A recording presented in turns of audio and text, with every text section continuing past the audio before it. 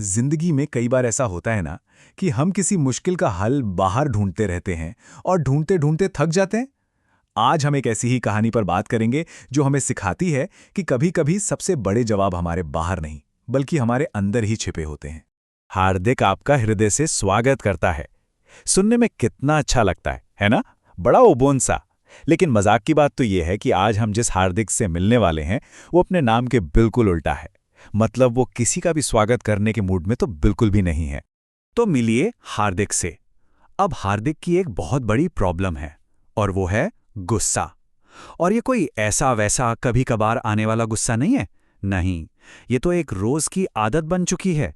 एक ऐसी आदत जिसने उसकी और उसके पूरे परिवार की जिंदगी में आप कह सकते हैं एक तूफान सा ला दिया है। जरा सोचिए हार्दिक की रोज की जिंदगी। वो काम से घर आते हैं और आते ही गुस्से में, घर के हर सदस्य से, मतलब बिना किसी वजह के लड़ना झगड़ना।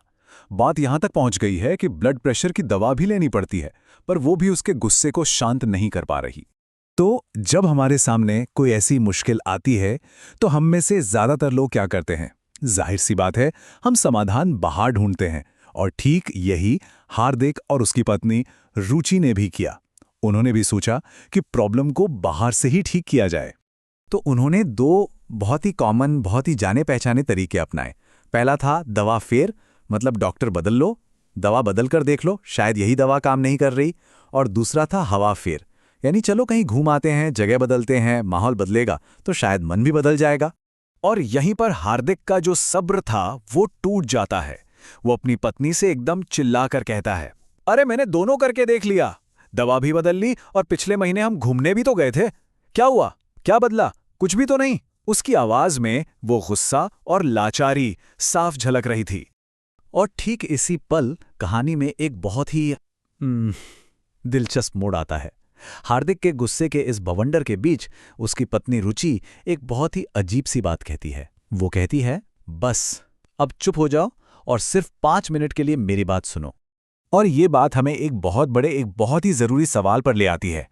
जब बाहर के सारे समाधान, चाहे वो दवा हो या माहौल बदलना हो, सब फेल हो जाएं, तो फिर असली हल, वो पक्का वाला सॉल्यूशन आखिर है कहाँ? अब रुचि का ये आइडिया कोई अचानक से नहीं आया था।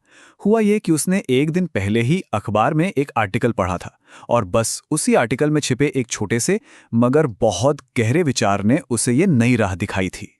और वो विचार ये था, रुचि हार्दिक से कहती है, अगर हवा फेर यानी माहौल बदलने से और दवा फेर यानी दवा बदलने से कोई फर्क नहीं पड़ रहा, तो एक तीसरी चीज है जिससे बदलने से फर्क जरूर पड़ेगा।